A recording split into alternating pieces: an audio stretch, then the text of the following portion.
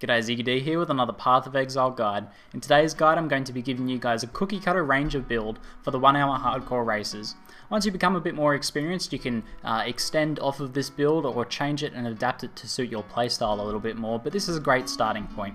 So the first thing to do when designing any build for a race or even just for the game in general is to look at the skills that you're going to be using. Now in a race you can't rely on things like trading or finding skills, especially not in a 1 hour solo race, which you actually can't trade at all in. So the quest reward gems are really the important thing. So with the Ranger, I'm going to be using Burning Arrow, which you obviously find first up, just as single target, Split Arrow as my early AoE, and then I'm going to be getting Fire Trap from the Mercy mission, which is I actually do after breaking some eggs, and then Poison Arrow from breaking some eggs. So Poison Arrow and Fire Trap are going to be the main AoE abilities for this race in a 1 hour race, and probably even in 2 hour or 3 hour races for a Ranger. Now, the thing about these two skills is that neither of them scales from weapon damage very much. Poison Arrow does a little bit in its actual direct hit, but the AoE from either ability scales independently of your weapon and of any passives and things like that, so that will influence our build a fair bit. Now these AoE skills are super important because the most crucial thing for the standard 1 hour races, which are generally based on experience and level, is being able to AoE down packs very quickly. So that's what's going to allow you to level really quickly, and those are the skills you want to focus on. So both Poison Arrow and Fire Trap are tried and true AoE abilities for the Ranger or Shadow or Duelist, pretty much any of those classes. They're great leveling skills to choose. So let's go ahead and jump into the passive skill tree now and see how we plan our build out based around those skills. So a common starting point for the Ranger is to get attack speed, head up through accuracy, projectile damage, and then get perfect aim. Now these are all good nodes, and perfect aim is a very good node, and that's a good attack speed node, but that doesn't really benefit our skill choices in this 1 hour race very much because Fire Trap or Poison Arrow don't really get that much benefit from these, and things like accuracy really aren't that important in the early game.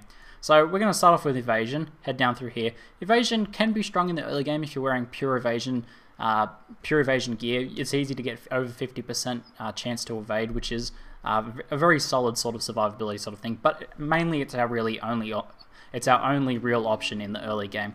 So we get Finesse, which gives us some attack speed and dexterity. It's a fantastic node, and it also scales well with Poison Arrow because it allows us to put it out more, which means more AoE and more damage overall. So then from there we're going to come and grab these two life nodes, which come in at around 1, 2, 3, 4, 5, 6, 7. So level 6 and 7 we're starting to pick up some health, which isn't as good as some other classes like the Marauder or Templar, but since our main focus is going to be evading and kiting, that health is pretty good starting point for this point in the game, and it should help us through some of the more difficult sections of early Act 1. So from there, after we get these two health nodes, we'll come down through Dexterity and pick up Movement Speed. Now we could do the same thing with Attack Speed, but Attack Speed doesn't really provide too much benefit, and it's also going to increase our mana costs overall. So Movement Speed is crucial in a race, and since we're not getting very many damage nodes, being able to move between packs quicker and being able to kite a little bit better is going to help us a lot. So that gives us a 9% move speed, and if we can pick up some 10 or 15% move speed boots, then we're going to be moving around fairly quickly.